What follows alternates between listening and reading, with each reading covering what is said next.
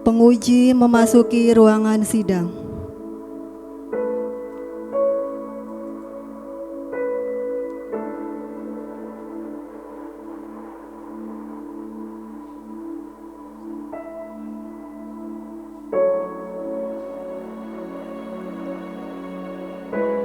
Sebelum sidang terbuka promosi doktor dimulai, maka terlebih dahulu akan dibacakan riwayat hidup promovendus oleh kopromotor.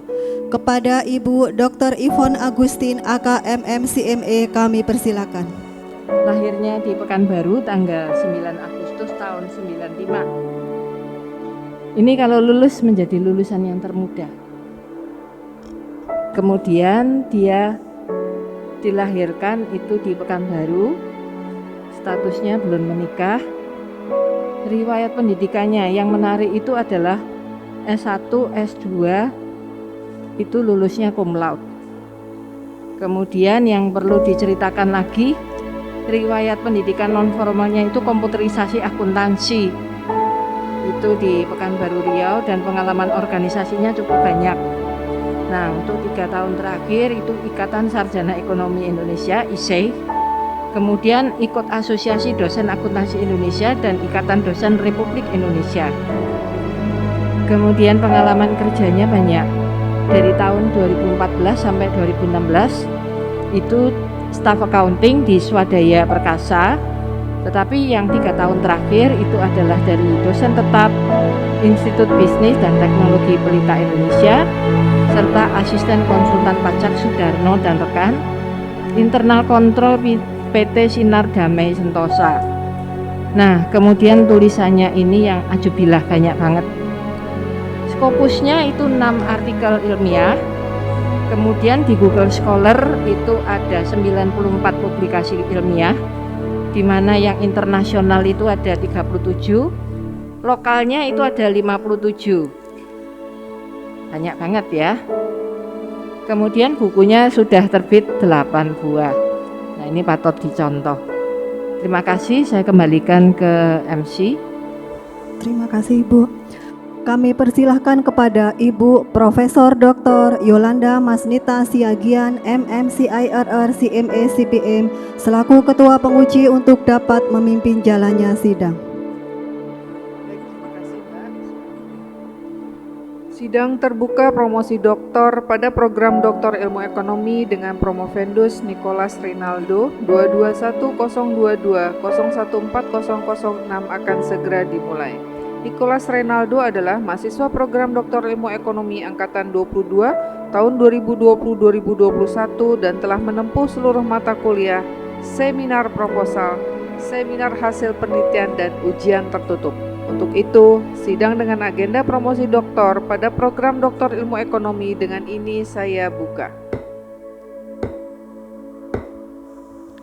Kepada saudara promovendus diminta memasuki ruang sidang.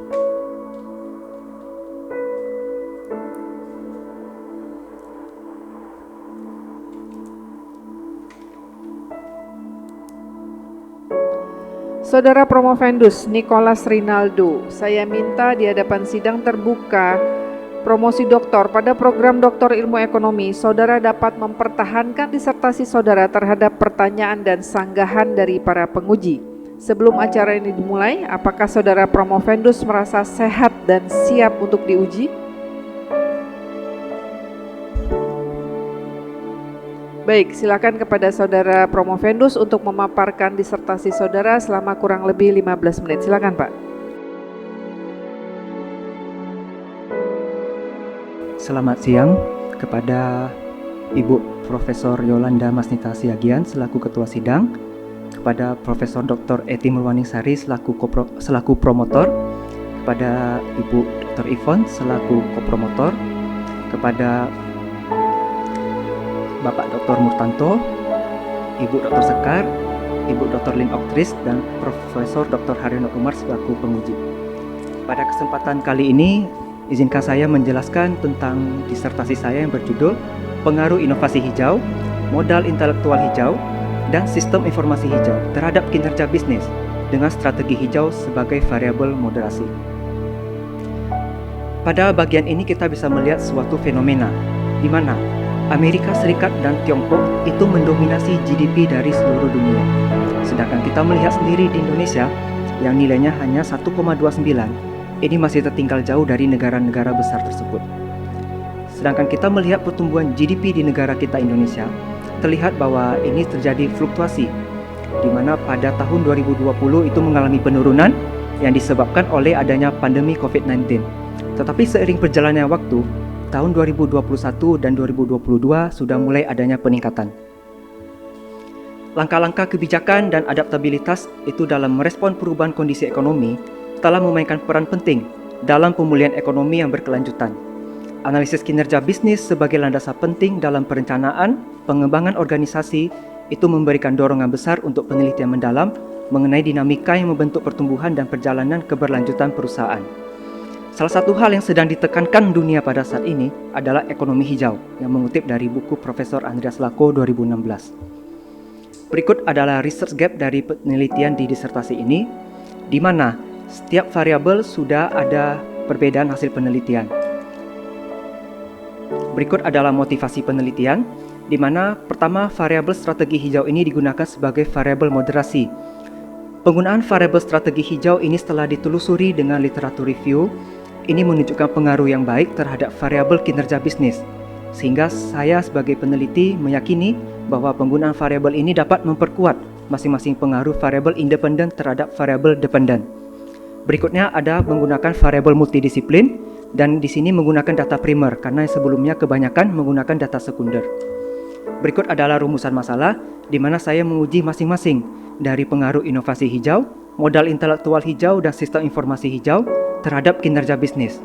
Kemudian strategi hijau digunakan sebagai faktor yang memoderasi.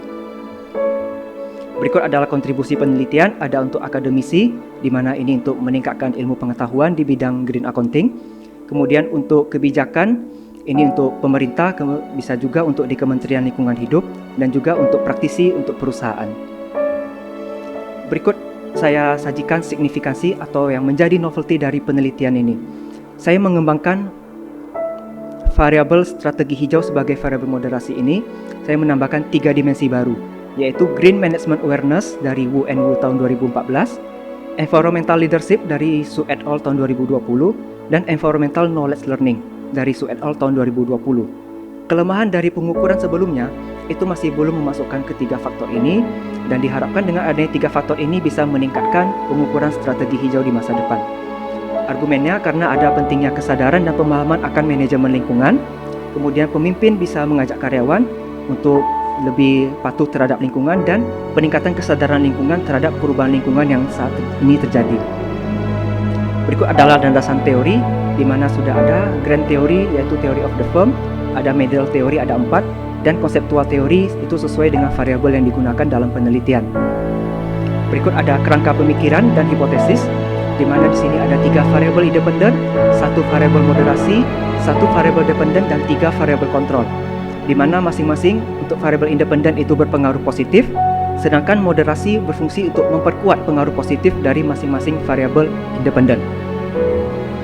Berikut adalah rancangan penelitian menggunakan data primer skala Likert 6 skala. Kemudian sampelnya adalah industri besar dan sedang yang ada di Indonesia. Lingkungan settingnya real dan non-country fit. Periode 2023 cross-sectional. Unit analisisnya adalah perusahaan dan metode analisis menggunakan Sam Amos. Berikut adalah definisi operasional dari masing-masing variabel. Ini ada kinerja bisnis. Kemudian definisi operasional untuk variabel strategi hijau, di mana strategi hijau ini menambahkan 3 dimensi baru sebagai novelty. Dan dari masing-masing dimensi saya menambahkan indikator. Dari Green Management Awareness menambahkan 4 indikator, Environmental Leadership menambahkan 3 indikator, Environmental Knowledge Learning menambahkan 3 indikator. Berikutnya ada untuk variabel inovasi hijau, kemudian untuk modal intelektual hijau, dan untuk variabel sistem informasi hijau. Berikutnya untuk variabel kontrol eco-efisiensi, variabel kontrol kedua green culture, variabel kontrol ketiga kredibilitas. Untuk populasi dan sampel ini sesuai dengan perusahaan yang ada di Indonesia, mengambil sampel minimal 1 dari masing-masing perusahaan dengan level manager pengalaman 5 tahun. Berdasarkan Hare et al 2019, dengan rasio 10:1, maka diperlukan 540 perusahaan. Di sini ada metode analisis data, statistik deskriptif, bersama struktural, identifikasi model, uji hipotesis, uji koefisien determinasi, dan uji moderasi dilakukan dengan SPSS AMOS. Berikut adalah model strukturalnya. Dan ini ada metode analisis data lanjutan menggunakan uji sensitivitas untuk membandingkan indikator lama dan indikator baru, dan uji ekspansi. Di sini menguji per dimensi untuk mengetahui dimensi mana yang bisa berpengaruh paling kuat terhadap kinerja bisnis. Berikut adalah hasil analisis. Yang pertama ada analisis karakteristik responden, berikutnya ada analisis tangkapan responden, dan yang paling penting di sini adalah kriteria model fit, di mana semuanya dikatakan sudah memenuhi dan sudah bisa dilanjutkan untuk tahapan analisis berikutnya. Kemudian second order analysis untuk menguji validitas dan reliabilitas dari masing-masing indikator pembentuk dimensi dan dimensi pembentuk variabel, di mana semuanya sudah memenuhi kriteria valid dan reliable. Berikut adalah hasil analisis untuk uji hipotesis. Inovasi hijau itu berpengaruh negatif terhadap kinerja bisnis. Maka itu hipotesisnya ditolak karena hipotesisnya itu bertuliskan berpengaruh positif. Dan juga untuk beberapa variabel lain juga sama ditolak, dan hanya ada satu yang diterima, yaitu strategi hijau yang memperkuat pengaruh sistem informasi hijau terhadap kinerja bisnis dengan P1 tail-nya sebesar 0,013 signifikan pada 5%. Multiple square correlation itu sebesar 94,8% karena menggunakan uji moderasi. Berikutnya ada hasil uji sensitivitas, di mana bisa kita lihat di sini nilai multiple square correlation untuk model pertama yang menggunakan novelty itu lebih tinggi, 10,9% daripada model kedua yang tanpa menggunakan novelty. Ini berarti bahwa pengujian menggunakan variabel yang sudah diperbarui novelty-nya ini bisa menunjukkan hasil yang lebih baik. Berikut ada uji ekspansi.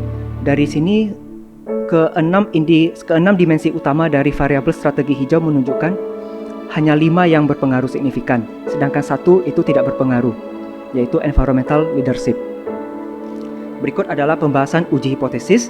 Yang pertama adalah inovasi hijau, yang memberikan pengaruh negatif terhadap kinerja bisnis. Berinvestasi dalam inovasi hijau secara jangka panjang, ini dapat meningkatkan efisiensi operasional, mengurangi biaya jangka panjang, dan memperluas pangsa pasar dengan menarik konsumen yang lebih peduli lingkungan.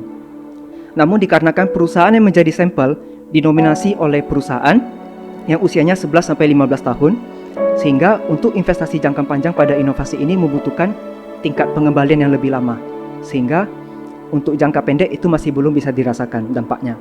Yang kedua ada modal intelektual hijau, di mana itu berpengaruh negatif juga terhadap kinerja bisnis. Pengembangan dan implementasi modal intelektual hijau umumnya memerlukan investasi awal yang signifikan. Perusahaan akan mengalami tekanan keuangan karena biaya riset, pengembangan dan pelatihan karyawan untuk mengadopsi praktik hijau ini. Sampel didominasi oleh kepemilikan swasta dengan jumlah 77% dari keseluruhan sampel. Perusahaan dalam negeri cenderung kurang memaksimalkan penggunaan modal yang dimiliki dan sangat berbeda dengan kepemilikan asing yang dapat memaksimalkan karena rintangan yang dihadapi oleh perusahaan ini lebih berat sehingga penggunaan modal mereka bisa menjadi lebih efektif dan efisien. Yang ketiga adalah sistem informasi hijau yang berpengaruh positif tetapi tidak signifikan.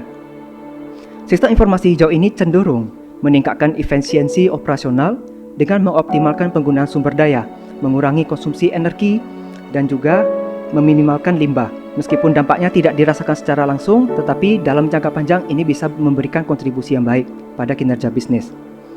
Berikutnya, strategi hijau tidak memperkuat pengaruh positif inovasi hijau terhadap kinerja bisnis. Beberapa perusahaan mengadopsi strategi hijau sebagai upaya pemasaran dan pencitraan untuk mendorong inovasi hijau yang substansial.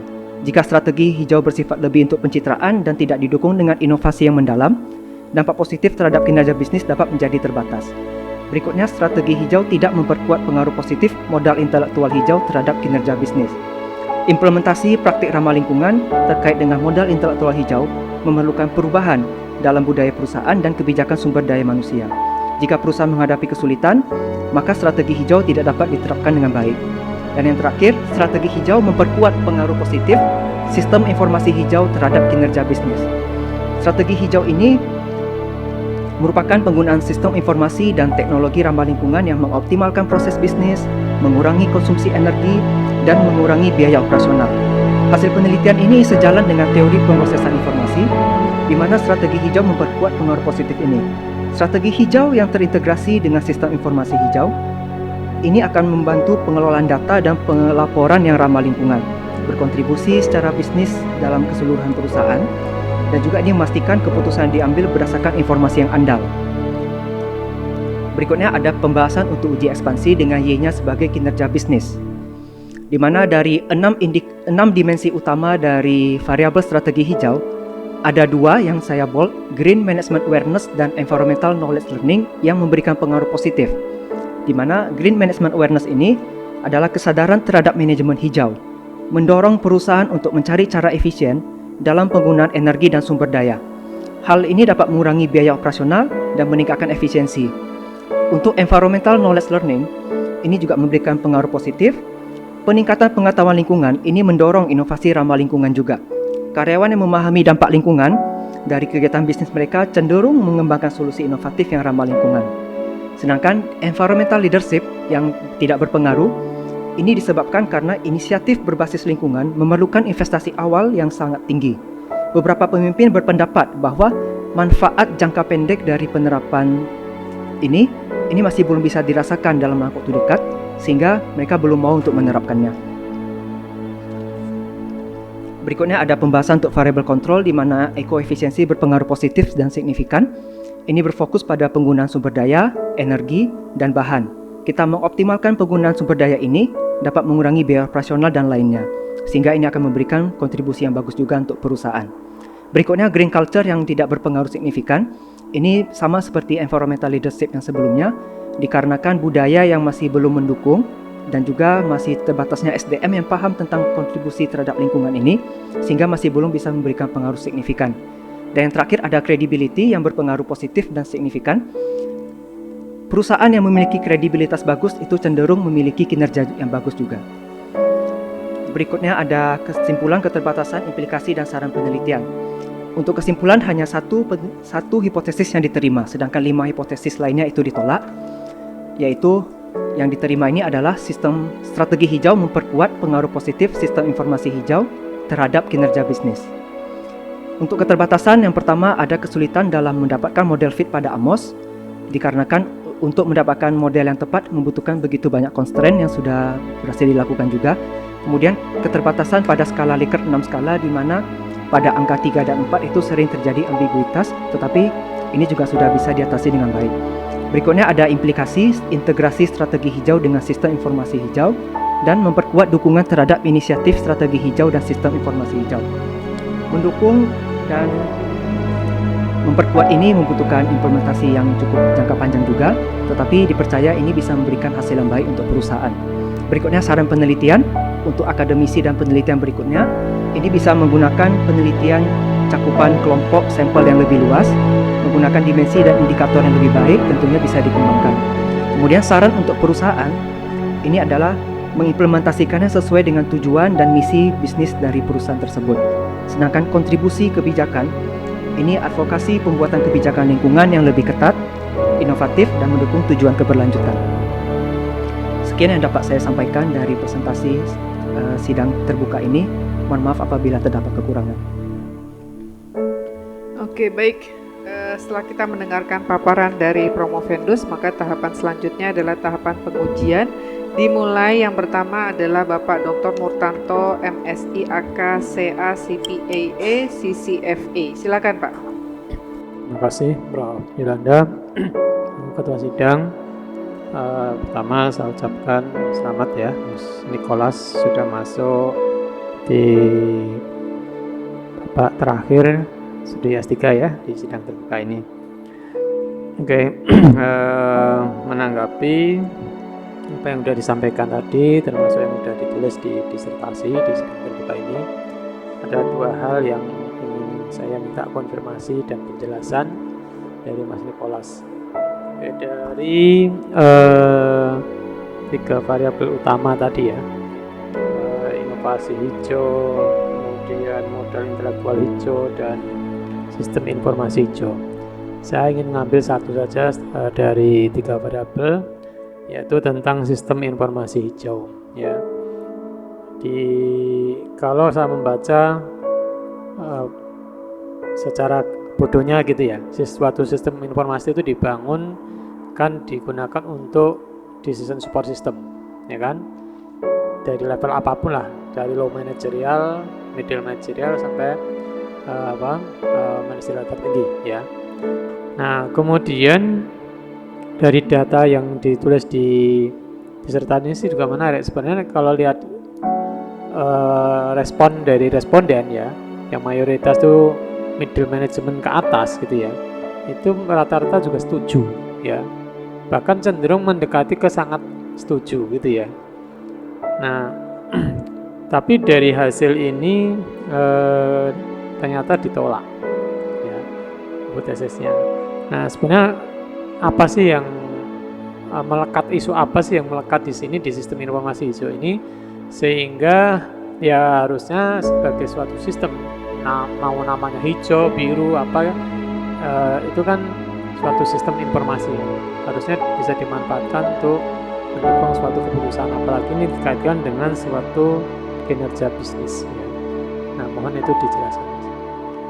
Terima kasih Pak Dr. Murtanto, izin untuk memberikan tanggapan. Saya setuju dengan yang Pak Murtanto berikan tentang support system di sistem informasi hijau ini. Akan tetapi, di hasil pengujian menunjukkan tidak berpengaruh. Dia memang bertanda positif, tetapi dia tidak signifikan.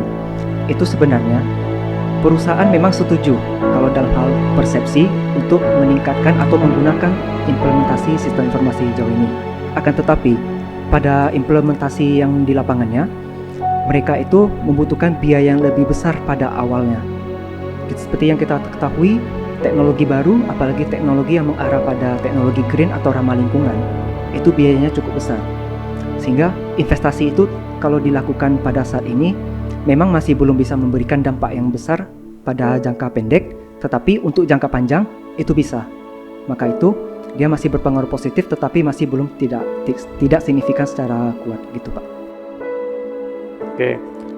Nah, berarti kan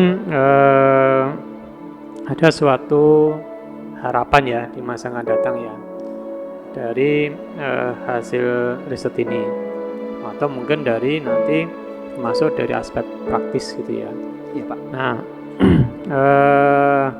meskipun dari sistem informasi hijau ini di hipotesis ini ditolak ya dari sisi hasil penelitian ya, tapi kan tadi saat disampaikan signifikan. Sebenarnya menurut Mas Nicholas ya,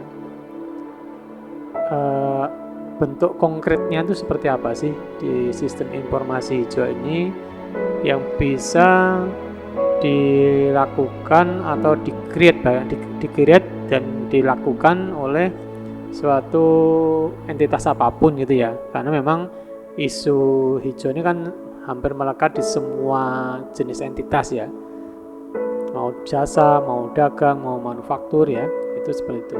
Nah, menurut Mas Nicholas kira-kira seperti apa kedepannya nih, bentuk konkretnya itu seperti apa, sehingga tadi yang image butuh suatu investasi yang besar atau butuh investasi SDM yang juga lumayan besar gitu ya, bisa direspon sangat positif oleh masyarakat ya, baik semua level entitas gitu. Oke, itu yang kedua. Terima kasih. Baik, terima kasih Pak Dr. Murtanto, izin untuk memberikan tanggapan. Bentuk konkret dan implementasi dari sistem informasi hijau ini, kita bisa mulai dari hal yang sederhana dulu, seperti perusahaan menggunakan komputer yang memang sudah lebih update atau lebih canggih. Itu dikarenakan semakin berkembangnya teknologi, komputer atau perangkat elektronik itu sudah dibuat semakin hemat daya listrik. Itu salah satu contohnya. Dan juga dengan meningkatkan kualitas SDM dalam penggunaan teknologi. Itu dikarenakan SDM meskipun diberikan dengan teknologi yang baik, tetapi masih belum diterapkan secara penuh, itu juga masih belum bisa menunjang. Jadi belum efisien dalam pengerjaannya. Maka dari implementasi bentuk konkretnya adalah pelatihan SDM dan mulai bertahap menggunakan peralatan elektronik yang lebih up to date meskipun membutuhkan biaya besar di awal, tetapi akan diyakini di masa yang akan datang bisa memberikan kontribusi yang bagus untuk perusahaan. Terima kasih. Oke, berarti bisa klasifikasikan yang pertama terkait dengan SDM-nya gitu ya. Kemudian terkait dengan hardware, para piranti lunak dan piranti kelasnya gitu ya. Benar. Nah, mungkin itu bisa ditambahkan di penjelasan ya, Mas Nikolas ya, supaya apa yang di submission di disertasi ini bisa lebih agak konkret. Kira-kira apa sih yang harus dilakukan dengan sistem informasi hijau ini oleh masing-masing entitas secara general aja, kan maksudnya akan sama kan tipikal kebutuhannya ya. Terima kasih kepada Ketua Sidang. Selamat pada Pak Nikolas ya. Topik yang diangkat menarik ya, karena memang berkaitan dengan perkembangan sekarang bahwa akuntan juga harus memperhatikan sustainability ya. Nah, tetapi hasilnya sebetulnya cukup surprise karena banyak yang signifikan. Hanya saja dia bertolak belakang dengan arah hipotesisnya Pak Nikolas ya. Bu. Nah, misalnya inovasi hijau ya. Inovasi hijau itu di dalam disertasinya Pak Nikolas signifikan dia sebetulnya, tetapi arahnya negatif gitu ya, berbeda dengan hipotesisnya.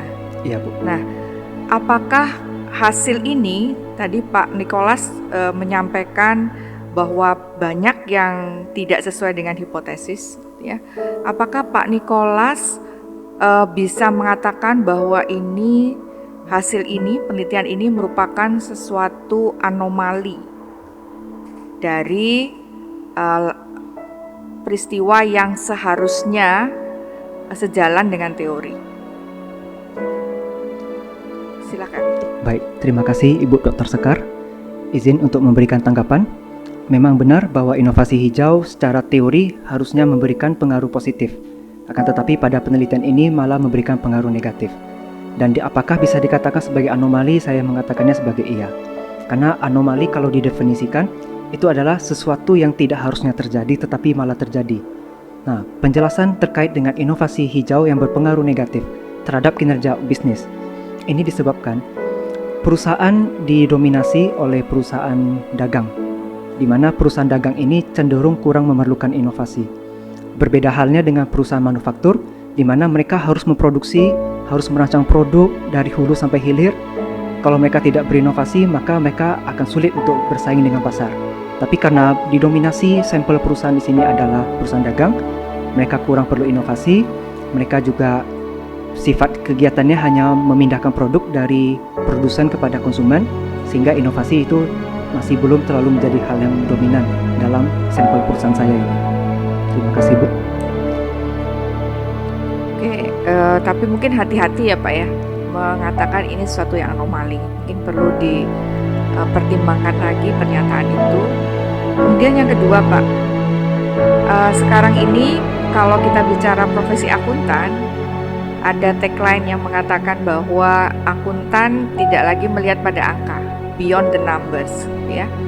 Nah, kemudian apalagi sekarang diterbitkan PSAK S1 dan S2. Nah, kira-kira relevansi penelitian Bapak dengan PSAK S1 dan S2 itu bagaimana, Pak?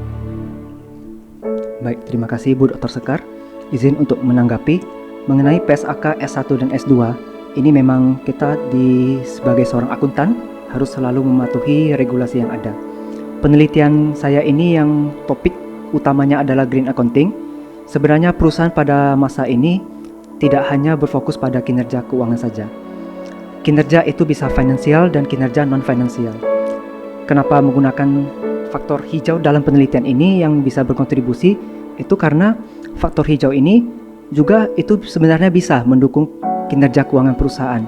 Itu bisa dibuktikan dari beberapa penelitian di mana kinerja lingkungan itu berpengaruh positif terhadap kinerja bisnis ataupun kinerja perusahaan. Maka dari itu, relevansinya ini sangat bagus, sangat kompatibel dengan PSAK S1 dan S2 yang ditanyakan barusan. Jadi memang tidak hanya berfokus pada angka, tapi kita juga melihat dari aspek kualitatifnya, Bu. Terima kasih. Itu nanti tambahkan ya Pak ya di saran, karena sangat berguna untuk profesi kita. Baik, terima kasih, Bu. Saya kembalikan kepada Ketua Sidang. Topik yang promovendus sampaikan di sini adalah topik yang terkini sebenarnya bagi kita sebagai seorang akuntan. Seperti Bu Dr. Sekar bilang, sudah keluar IFRS S1 dan S2, harus kita tambahkan di dalam disertasi promovendus ya. Itu sangat penting sekali. Jadi di saran itu harus dieksplor sedemikian rupa sehingga pembaca itu bisa nanti adik-adik tingkat nih, teman-teman yang masih sekolah, yang berproses juga untuk menjadi doktor, bisa melihat variabel-variabel yang promovendus hari ini sampaikan bisa nanti dilanjutkan. Yang sekarang kita lihat sampel penelitian rata-rata dari sampel kalau kita cek adalah perusahaan perdagangan ya. Nanti kalau misal teman-teman yang audiens yang berminat untuk green ini masuk ke dalam dunia industri, itu mungkin akan beda hasilnya, ya kan? Oke, itu apa saran? Ada pertanyaan untuk promovendus.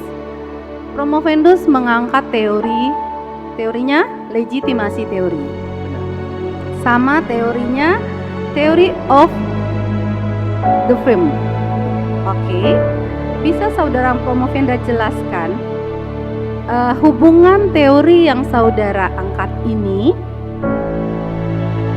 dengan variabel yang saudara Promovendus uraikan di dalam disertasi saudara?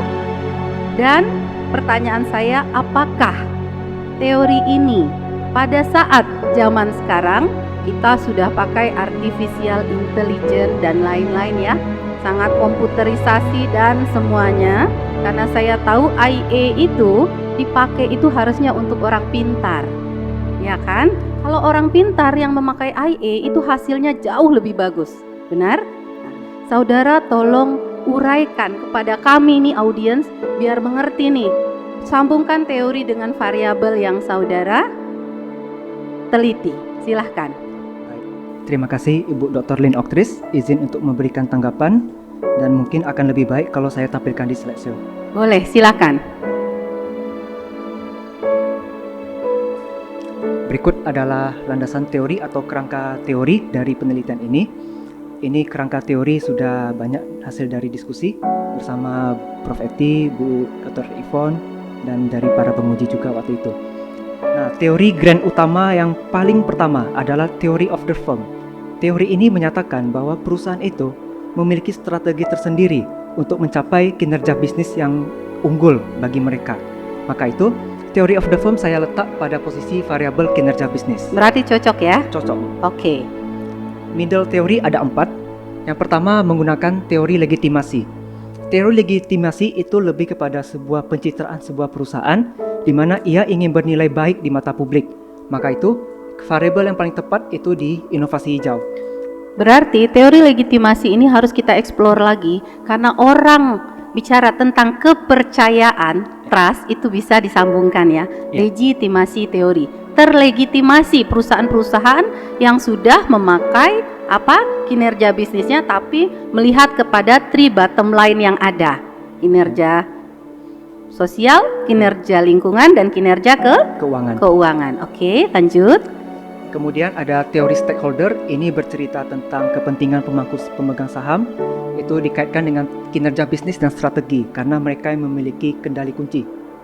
Berikutnya, kendali kunci di sini berarti kalau shareholder yang mempunyai kepentingan terhadap investasi saham, berarti dia mengharapkan dividen, gitu. Betul, Bu. Oke. Izin lagi untuk melanjutkan. Kemudian ada resource based theory. Ini berkaitan dengan penggunaan sumber daya modal atau sumber daya alam yang dimiliki oleh perusahaan untuk mencapai kinerja yang berkelanjutan. Di sini saya kaitkan dengan variabel modal intelektual hijau. Karena sesuai dengan isi teori tadi, modal kita. Modal intelektual hijau itu ada 3, green human capital, green relationship capital, dan green structural capital. Kalau ketiga green modal intelektual hijau ini diimplementasikan dengan baik dan juga dijalankan sesuai dengan teori RBV, ini pasti bisa mendukung perusahaan juga mencapai keberlanjutan usahanya. Dan yang terakhir dan yang paling seru sebenarnya, Bu, dengan AI ya, yaitu teori pemrosesan informasi yang saya kaitkan dengan variabel sistem informasi hijau, di mana AI sudah merajalela untuk periode ini ya, sangat banyak sekali AI yang bermunculan dan itu juga sangat membantu. Nah, isi dari teori pemrosesan informasi itu adalah perusahaan apabila dapat mengelola informasi dengan baik, itu bisa mendapatkan keunggulan kompetitif. Artinya kita di sini bersaing dengan informasi. Siapa yang mendapatkan informasi terlebih dahulu, dia bisa mendapatkan keunggulan juga. Nah, dengan adanya AI, segalanya menjadi lebih cepat, bisa lebih akurat, dan algoritma dari AI itu kan adalah machine learning. Ketika kita memberikan masukan kepada suatu program, dia bisa mempelajarinya, dia bisa mengimplementasi, dan dia bisa mengevaluasi dirinya sendiri. Sehingga dengan adanya sistem informasi hijau yang terintegrasi juga dengan strategi hijau ini, yang kebetulan hipotesis ke-6-nya diterima. Ini sangat mendukung sekali Bu Dr. Lynn Octris. Oke, bagus sekali, dan ini harus ditambahkan di disertasi saudara. Yang saudara gambarkan tadi, akhirnya kita sebagai audiens di sidang terbuka ini sangat mengerti teori yang dikaitkan, karena kalau doktor itu harus kita kaitkan dengan teori, ya. Bagus. Boleh saudara jelaskan alasannya apa? Alasan nih kenapa hipotesa 1 sampai hipotesa 5 ditolak, ya kan?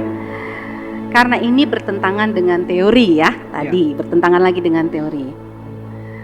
Karena kalau kita lihat bertentangan ini pasti karena adanya, mungkin ada jawaban dari promovendus yang nantinya akan menjadi kontribusi bagi pemerintah yang mempunyai regulasi atau perusahaan yang nanti mempunyai inisiatif hijau. Gitu, ya. Boleh saudara terangkan? Silahkan. Baik, terima kasih Bu Dr. Lynn Octris, izin untuk memberikan tanggapan.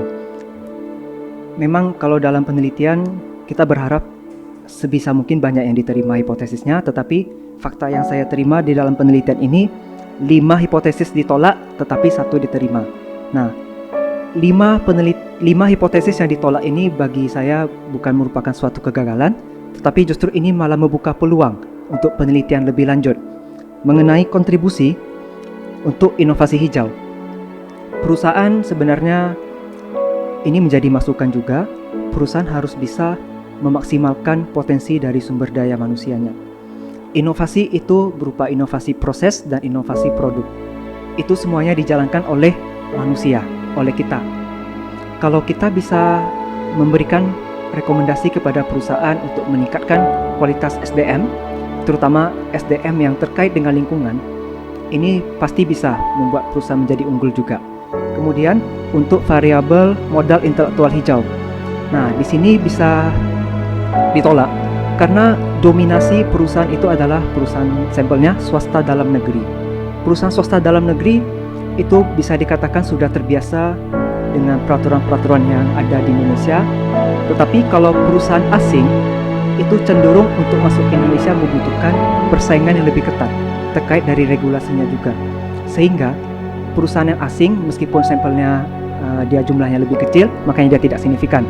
Nah, perusahaan asing ini mereka harus lebih berusaha lebih keras, harus lebih ekstra untuk mendapatkan izin legalitas usaha dan lainnya. Berikutnya untuk sistem informasi hijau yang secara parsial itu masih belum berpengaruh positif, masih belum memberikan hasil yang signifikan. Itu disebabkan karena seperti yang sebelumnya, itu dikarenakan implementasi dari sistem teknologi itu membutuhkan biaya yang besar pada tahap awal, sehingga perusahaan ada berkemungkinan menerapkannya itu secara perlahan dulu.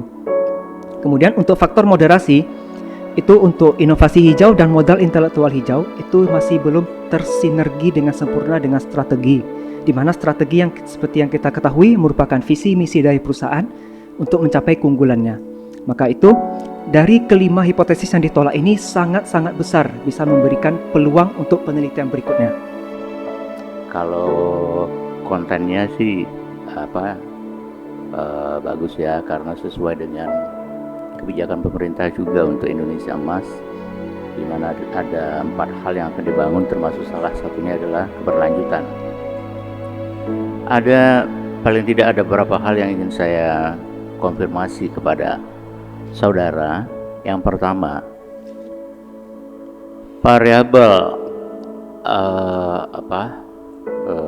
inovasi hijau, variabel intellectual capital hijau, kemudian variabel strategi hijau, strategi ya, Ya, Prof.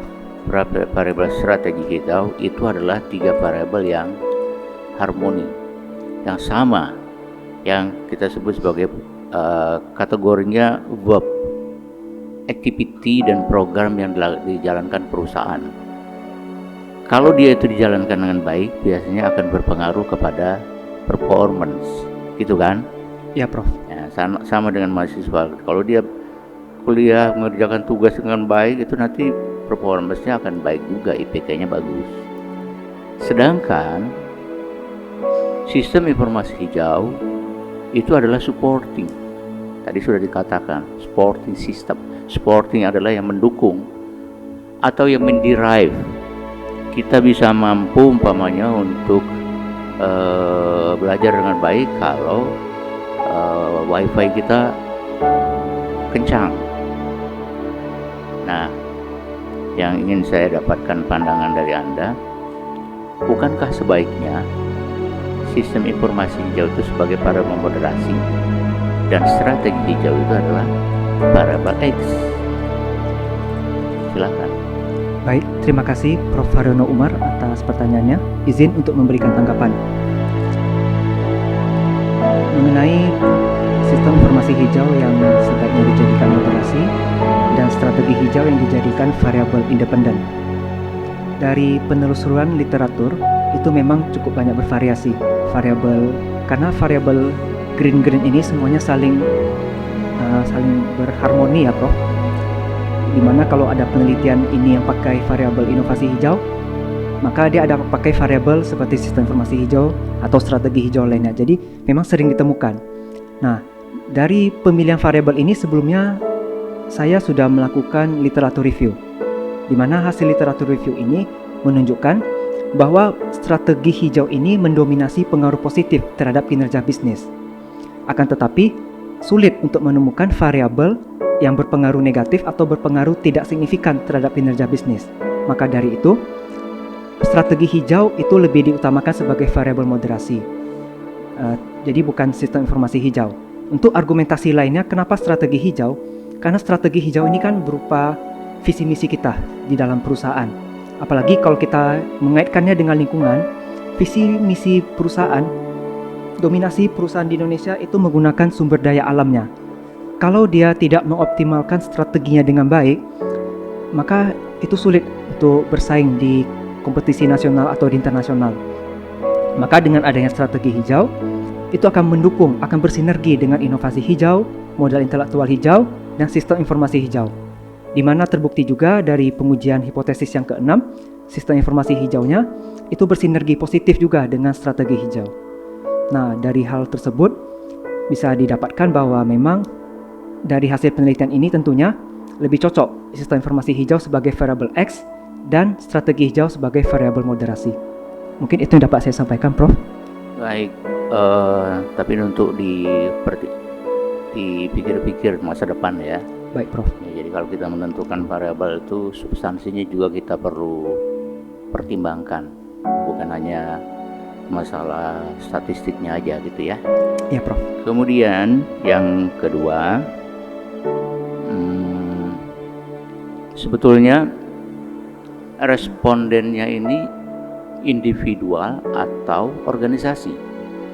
Yang berapa tuh? 500 berapa? 545. Nah, 545 itu orang atau perusahaan?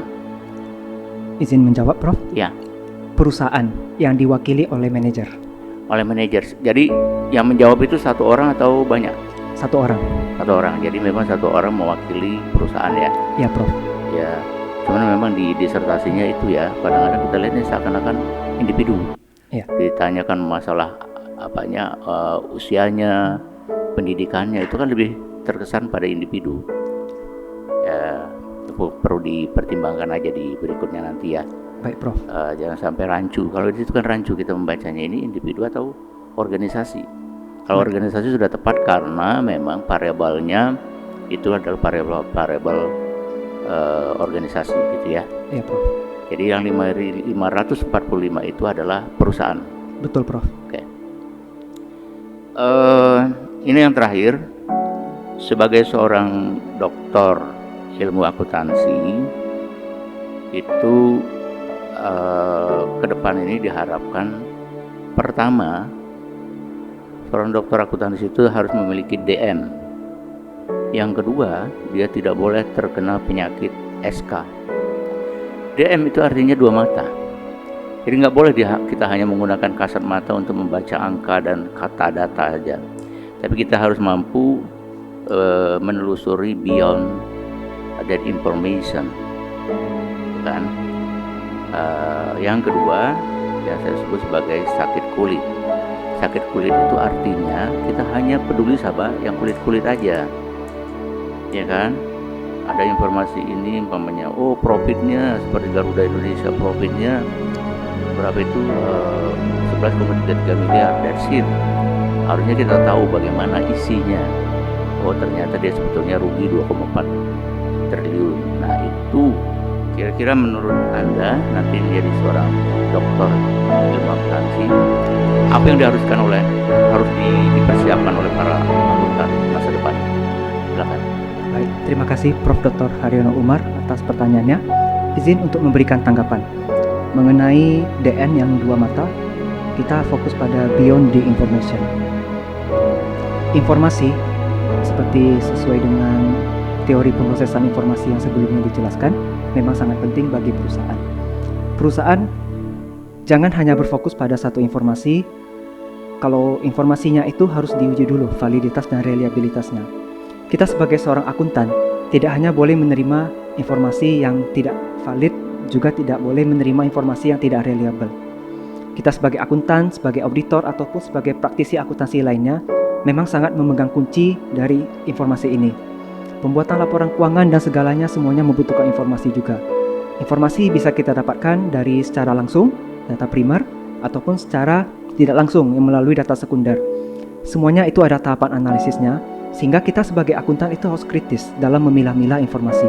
Ini yang dapat saya jelaskan mengenai beyond the information. Kemudian untuk yang SK itu mengenai peduli pada kulitnya saja. Ini juga menjadi suatu fenomena. Terkadang kita hanya menilai sesuatu memang hanya dari luarnya saja. Don't judge a book by the cover. Orang mengatakan begitu. Sebenarnya dari sebuah laporan keuangan yang telah diterbitkan oleh seorang akuntan pabrik tentunya, itu merupakan suatu hasil proses yang sudah diaudit melalui tahapan verifikasi, validasi, sampai dengan terbitnya sebuah laporan keuangan. Kalau kita hanya melihat dari luarnya saja, misalnya dari ekuitasnya bertambah, labanya bertambah atau laba berkurang, tanpa kita mengetahui isi substansial dari laporan keuangannya, itu juga kita kesulitan untuk mendapatkan informasi yang akurat. Karena sekali lagi, siapa yang punya informasi yang tepat, itulah yang bisa menjadi unggul. Apalagi kalau laporan keuangan dipakai untuk investor, mereka membutuhkan analisis yang lebih mendalam. Itu tidak bisa sembarangan. Maka itu, peduli pada kulit saja itu harus kita perbaiki, karena generasi muda sekarang yang generasi Z, itu kan suatu saat akan juga berkarir ya di bidang akuntansi ini. Nah, mereka harus memiliki nilai-nilai seorang akuntan profesional. Mungkin itu yang dapat saya sampaikan, Prof. Baik, terima kasih Ibu Ketua Sidang. Nah, namun demikian memang tadi banyak pertanyaan karena hipotesanya itu kok cuma satu gitu ya yang diterima. Tapi bagus jawabannya, itu adalah kontribusinya sehingga kita bisa memberikan jawaban, ya, saran kepada pemerintah, itu satu. Namun demikian, Nicholas perlu menambahkan delimitationnya ya. Delimitationnya itu kalau dilihat dari jawaban itu sebagian besar perusahaannya itu paham dan tidak paham, itu yang diperhatikan. Kemudian yang kedua, awareness, itu juga diperhatikan. Kemudian yang ketiga itu diperhatikan umurnya perusahaan yang boleh dibilang itu cukup tua, 16 sampai 20 ya, itu 90 orang dari 545. Nah, ini sebetulnya merupakan limitation. Kenapa? Karena kalau kita ngelihat dari umurnya, sebetulnya itu sudah maturity ya. Namun demikian not maturity for the green concept. Kenapa demikian? Karena di Indonesia itu report mengenai green baru dimulai tahun 2006, yaitu bisa lihatnya di carrot and stick. Sedangkan permulaan menjalankan kegiatan green itu di awal tahun 2000. Kemudian dengan dikeluarkannya regulasi untuk Undang-Undang PT ya nomor 40 itu tahun 2007. Jadi kalau dilihat 2007 sampai ke 2024 itu adalah 17 tahun ya. Ya. Ya, nah itu masuk di dalam 16 tahun sampai 26 tahun ya. Nah, itu yang perlu nanti ditambahkan di dalam limitationnya ya. Kemudian juga diperhatikan itu di dalam strategi green tadi yang ditanya oleh Prof. Haryono, bisa nggak itu ditukar? Sebetulnya itu merupakan suatu masukan untuk future risetnya itu bagaimana. Kita bisa sih rubah itu untuk ditukar tempatnya ya. Jadi green strategy itu sebagai independen, sedangkan moderasinya itu adalah strategi informasi hijau ya. Boleh sih itu dijadikan moderasi ya, enggak masalah itu.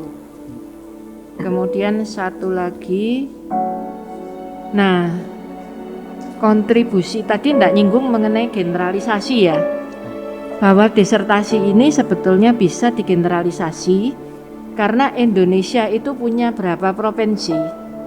38 Bu. Iya, 38 provinsi, tapi kemarin sudah dicari, saudara meneliti di 34 provinsi, jadi sudah 90%.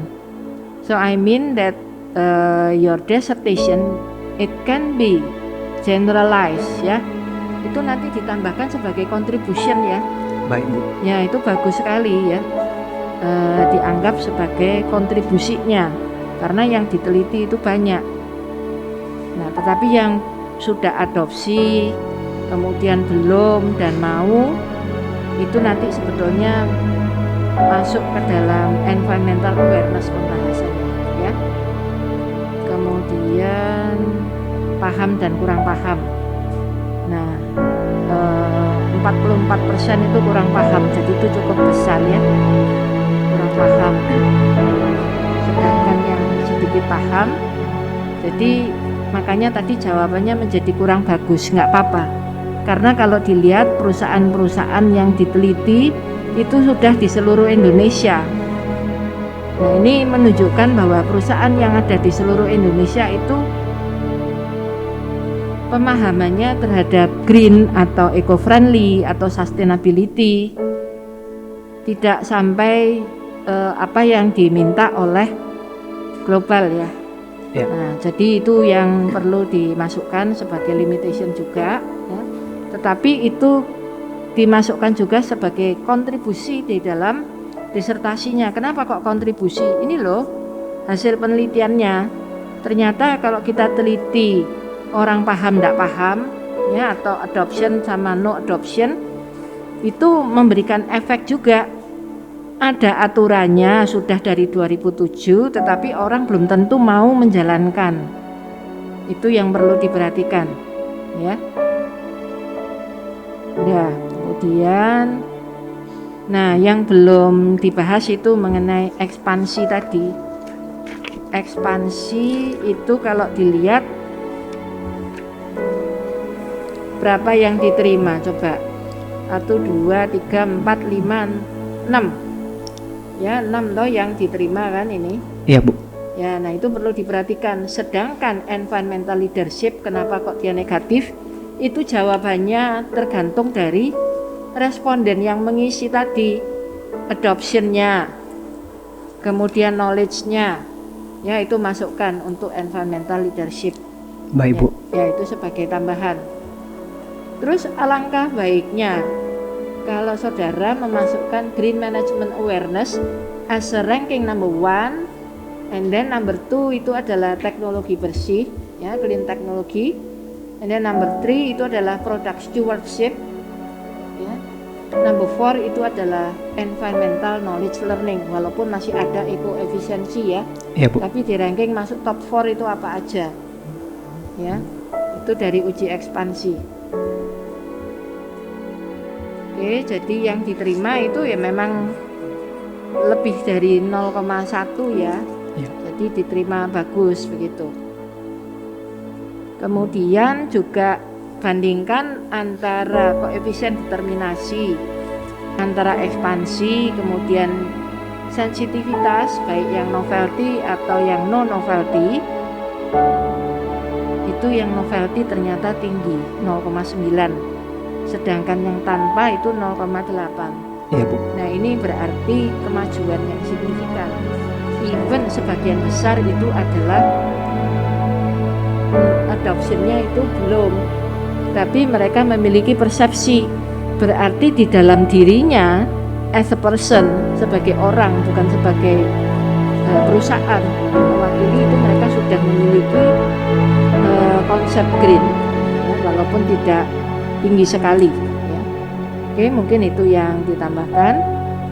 Kemudian satu lagi, sebelum lulus itu ada woro-woro juga nasihat bahwa menjadi dokter meskipun di usia muda, we need to be as humble, ya, humble, and then we need to be trusted, ya, jujur, rendah hati, dan kemudian yang penting itu kita tulus. Kemudian ada satu strategi lagi, itu adalah membumi. Jadi kalau kita katakan membumi, kita diinjak orang ya diam aja, ya. Ya nanti lihat ya, ada kata-kata itu merupakan peribahasa yang banyak digunakan oleh orang, bahwa kita tetap harus membumi. Karena kalau kita membumi itu menjadi humble. Kita tidak menganggap diri kita itu paling penting di antara yang lainnya. Karena kalau kita itu menjadi penting terus, kita itu akan menjadi orang yang ego. Ya. Oke, mungkin itu aja. Saya kembalikan ke Prof. Yolanda sebagai ketua. Terima kasih. Assalamualaikum warahmatullahi wabarakatuh. Salam sejahtera untuk kita semua. Pertama-tama tentunya Promovendus Mas Nicholas, ya. Ya, selamat ya Mas, setelah melalui perjalanan panjang bisa berdiri di podium ini ya, dalam rangka untuk mempertahankan disertasinya, ya. Nah, juga di sini tentunya saya ucapkan selamat dan berbahagia ya untuk ibunya ya, ibunda ya, Ibunda Linda, ayah ya, ayah Harsuwandi, kemudian adik Kristi ya, kemudian juga tentunya Bapak Ketua Yayasan Pendidikan Pelita Indonesia Pekanbaru. Selamat datang Pak ya, Bapak Dr. Andes Hari Chandra, kemudian juga Bapak Warek 1 yang merangkap juga sebagai Kaprodi Magister Manajemen Institut Bisnis dan Teknologi Pelita Indonesia Pekanbaru, yaitu Bapak Profesor Dr. Teddy Chandra. Selamat datang Bapak. Dan begitu pula Kaprodi S1 Manajemen ya, Ibu Dr. Evelyn Wijaya. Ya, semoga hari ini bisa mendapatkan tambahan SDM yang bergelar doktor. Sebelumnya juga saya perkenalkan bahwa Promovendus ini adalah mahasiswa yang termuda ya. Mahasiswa ini semangatnya besar ya, dan dia menjadi pionir di angkatan 22 ya, lulus cepat ya. Anaknya disiplin, tekun ya, di tengah-tengah kesibukan kampus, walaupun di Pekanbaru ya, bolak-balik ke Jakarta, tetap memiliki tanggung jawab yang tinggi, pantang menyerah, low profile dan santun. Tolong dipertahankan ya sikap seperti ini ya. Semoga hari ini bisa lulus ya, dan masukan-masukan dari para penguji mohon untuk disempurnakan di disertasinya ya. Siap, Prof. Itu pula terima kasih kepada Bapak Dr. Murtanto, Ibu Dr. Sekar, Ibu Dr. Lynn Otris, kemudian Bapak Prof. Haryono ya, dan juga promotor teman kerja saya Ibu Dr. Yvonne Agustin ya, atas semua masukan-masukan dan menghantarkan di sidang terbuka hari ini.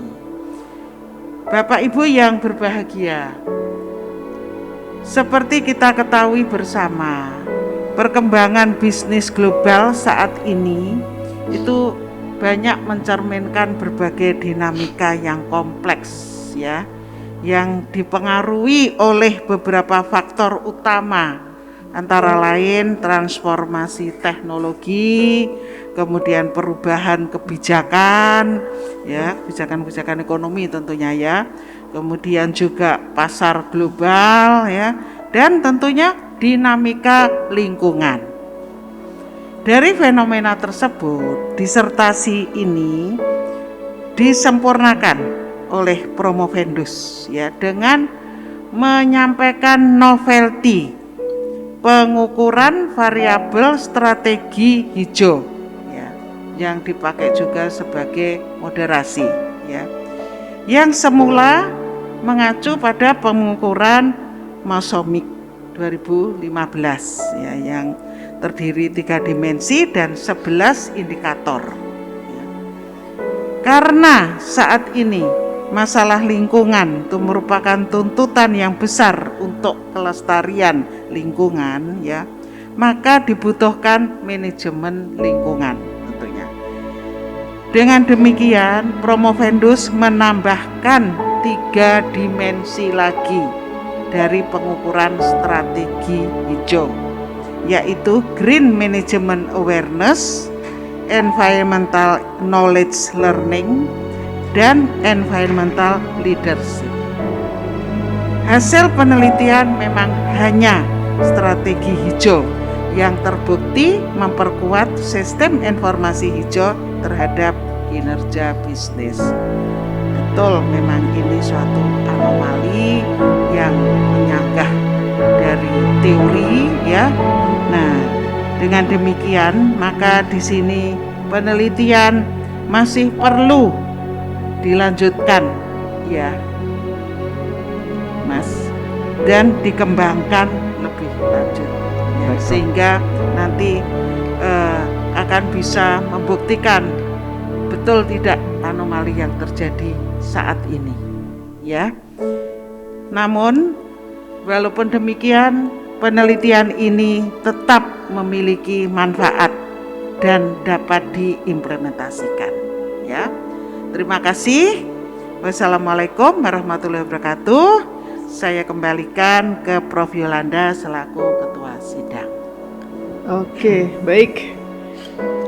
Berdasarkan hasil rapat yudisium sidang terbuka promosi doktor pada program Doktor Ilmu Ekonomi dengan mempertimbangkan prestasi, ketekunan, ketelitian, serta kesungguhan, serta semangat Promovendus dalam menjalankan proses pendidikan, maka dengan ini diputuskan Nicholas Renaldo dinyatakan lulus dengan predikat sangat memuaskan.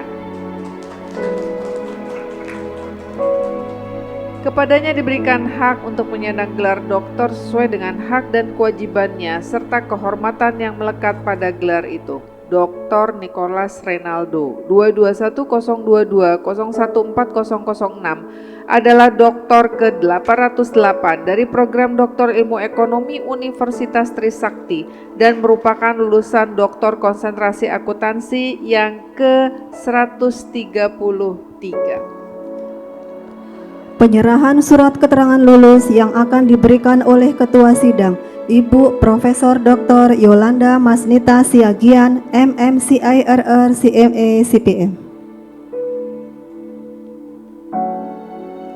Ucapan terima kasih oleh Dr. Nicholas Renaldo. Terima kasih. Pada kesempatan kali ini saya ingin mengucapkan terima kasih pertama kepada Ibu Dekan Fakultas Ekonomi dan Bisnis, pada yang terhormat Profesor Dr. Yolanda Masnita Siagian, MMCIRR, CMA, CPM.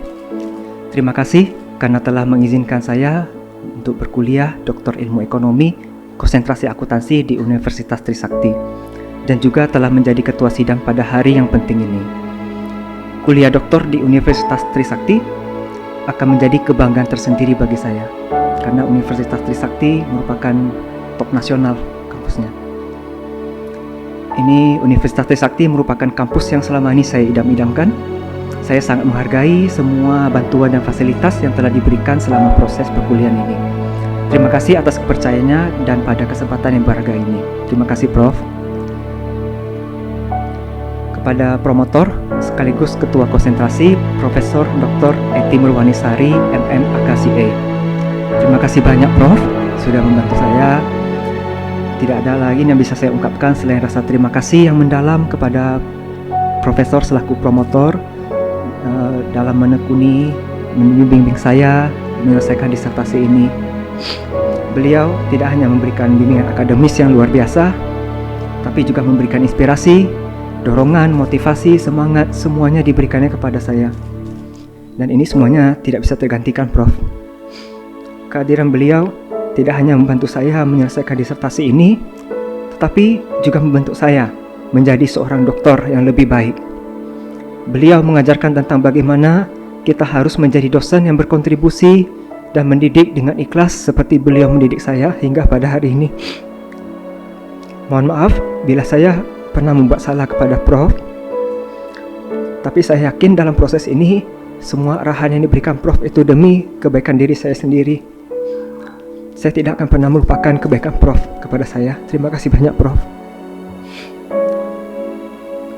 Kepada kopromotor saya, Ibu Dr. Ivon Agustin, terima kasih tak terhingga kepada kopromotor atas kontribusi luar biasa dalam menuntun saya dalam perjalanan menuju kelulusan disertasi ini.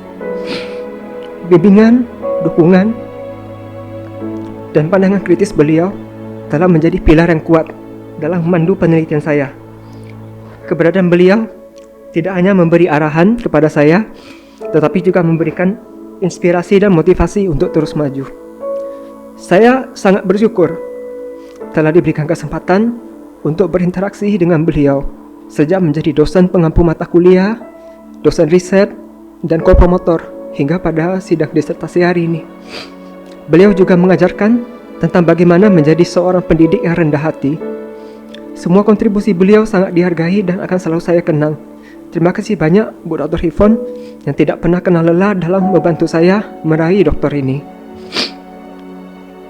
Pada penguji 1 yang saya hormati Dr. Murtanto, MSc AKCA CPIA CCFA, saya ingin menyampaikan rasa terima kasih yang tulus kepada Bapak yang telah berperan sebagai penguji dalam disertasi saya.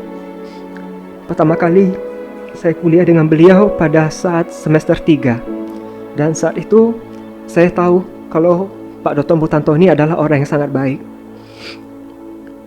Terima kasih atas waktu, dedikasi, dan masukan berharga yang telah Bapak berikan selama proses ini. Saran dan kritik yang konstruktif telah membantu saya memperbaiki dan menyempurnakan disertasi ini. Dukungan dan arahan Bapak sangat berarti bagi perkembangan akademi saya dan telah memberikan kontribusi besar terhadap keberhasilan disertasi ini. Pada penguji 2 yang saya hormati Ibu Dr. Sekar Mayasari, AKCA CMA, saya ingin menyampaikan rasa terima kasih yang tulus kepada Ibu karena telah berperan sebagai penguji dalam disertasi ini. Pertama kali saya berjumpa dengan Ibu Dr. Sekar itu pada saat semester 1 kuliah metodologi penelitian. Di situ Ibu Sekar banyak memberikan masukan tentang bagaimana mencari novelty, bagaimana menulis sebuah disertasi yang baik, dan juga memberikan banyak contoh kepada kami mahasiswa.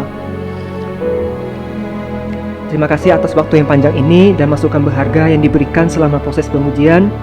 Saya ingat sekali Bu Sekar, dari kolokium, seminar proposal, seminar hasil, sidang terbuka, sidang tertutup, sampai sidang terbuka ini selalu ada Bu Sekar sebagai penguji saya.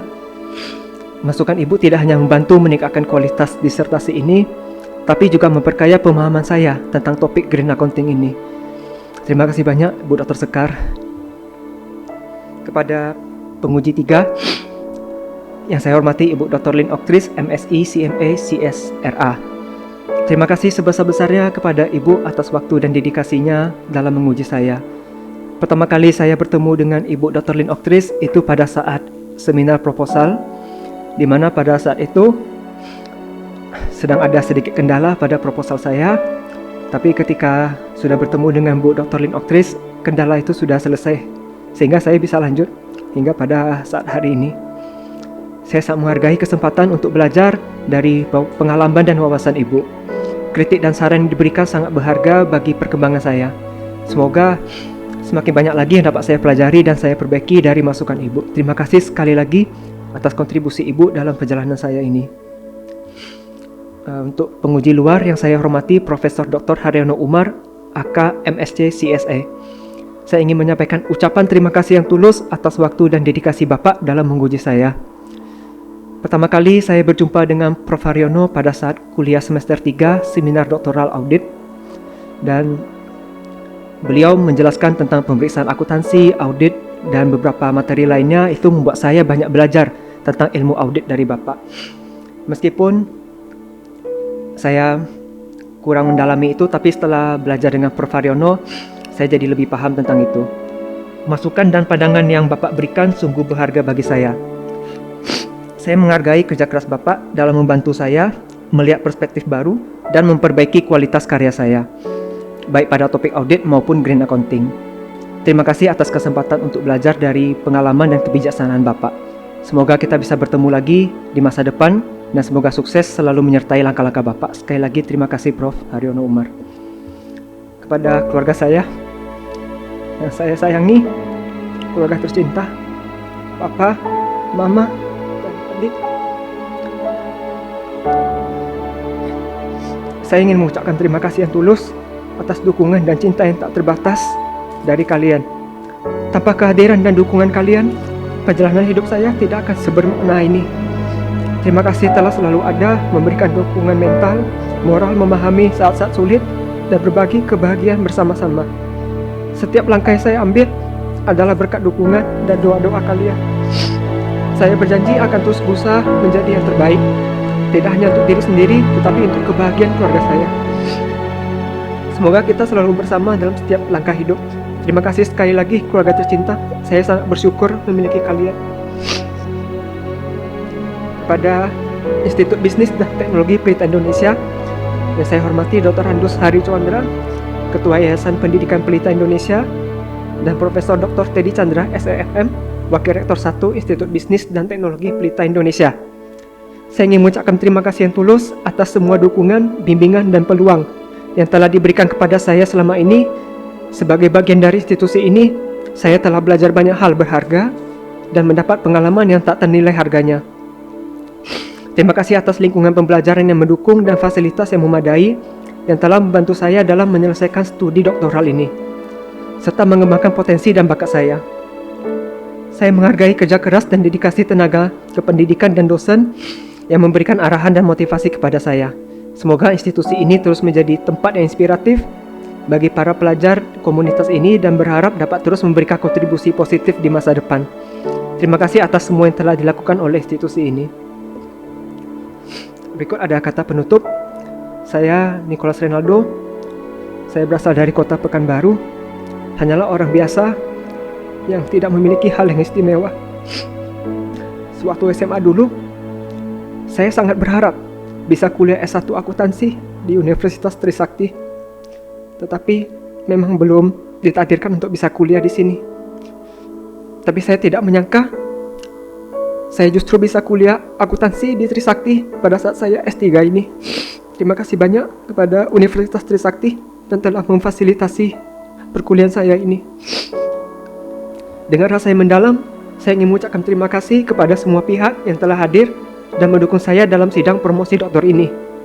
Tanpa bimbingan, dukungan, dan dorongan luar biasa dari rektor, dekan, ketua konsentrasi, promotor, koprom, penguji, keluarga, dan teman, pencapaian ini tidak akan bisa menjadi kenyataan. Hingga saat ini pun saya masih belum yakin kenapa saya bisa berada pada posisi ini. Saya merasa sangat diberkati dan beruntung bisa berada di Universitas Trisakti pada hari ini. Terima kasih atas segala dukungan dan doa yang telah diberikan. Semoga kita semua dapat terus berbagi pengetahuan dan inspirasi untuk kemajuan yang lebih baik. Terima kasih.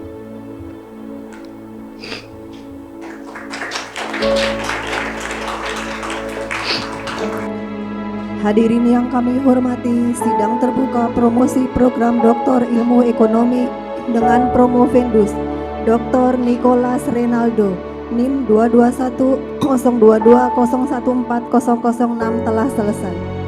Sidang dengan agenda promosi telah selesai dan dengan ini saya tutup.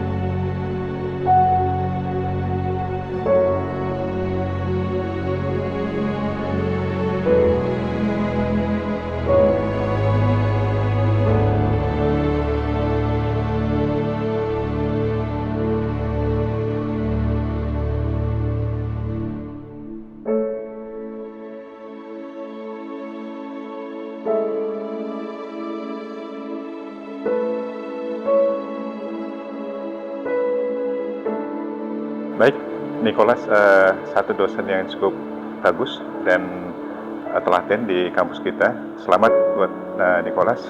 Mudah-mudahan bisa bermakna dan berarti bagi kampus maupun nusa dan bangsa Indonesia. Saya selaku dari Yayasan Pendidikan Pelita Indonesia Pekanbaru mengucapkan selamat dan sukses atas berhasilnya saudara Nicholas dalam menyelesaikan program doktoral di Universitas Trisakti Jakarta. Secara tak langsung dengan lulusnya saudara Nicholas untuk program doktor akuntansi akan menambah SDM untuk dosen doktor ataupun S3 di kampus Institut Bisnis dan Teknologi Indonesia Pekanbaru. Dan mungkin untuk rekan-rekan yang lain bisa mengambil contoh ya, bisa mengikuti jejak dari saudara Nicholas supaya agar bisa cepat selesai. Selamat dan sukses buat teman saya, adik saya yang luar biasa, Bapak Dr. Nicholas Renaldo atas pencapaian doktor di Fakultas Ekonomi Trisakti, konsentrasi akuntansi. Semoga membawa keberkahan buat kaum akademisi. Semangat dan sukses selalu. Assalamualaikum warahmatullahi wabarakatuh. Selamat ya Nicholas, udah meraih doktornya. Terima kasih juga udah kasih saya masukan, saran selama ini. Semoga saya juga bisa nular seperti kamu tahun depan bisa lulus. Doain ya, semoga kita semua sukses, sehat-sehat selalu. Terima kasih Nicholas, sukses selalu. Selamat ya Dr. Nicholas. Ini dia paling muda loh, yang paling muda di angkatan kita yang ini kan saya termasuk juga nanti di wisuda 15 orang. Selamat ya, jauh-jauh dari Pekanbaru akhirnya terjawab sudah ya. Nicholas ini kalau kata saya tuh orangnya pendiam tapi mendalam gitu ya. Bisa langsung selesai dari angkatan 22 dia yang paling cepat ya Nicholas ini. Patut ditiru ya. Selamat ya Dokter Nicholas. Syukur puji Tuhan, beliau adalah dokter termuda dan menjadi motivasi pionir buat kami mungkin di angkatan 22. Saya sebagai adik kelas di angkatan 23 sangat bangga melihat bagaimana perkembangan beliau dengan perjuangannya dari tadi dibilang mulai dari kolokvium sampai dengan sidang terbuka saat ini. Bahwa saya salut dengan beliau. Beliau punya jiwa dan motivasi yang sangat tinggi. Itu menjadi contoh terbaik mungkin nanti buat adik-adik atau bahkan kakak-kakak kelas kita yang belum studi clear di Trisakti. Mudah-mudahan nanti semua bisa menyusul dengan nilai-nilai terbaik. Sekian dan terima kasih Pak Nikolas, selamat dan sukses. Jangan lupa punya cita-cita yang melangit tapi tetap membumi menjadi orang yang humble. Terima kasih, selamat siang.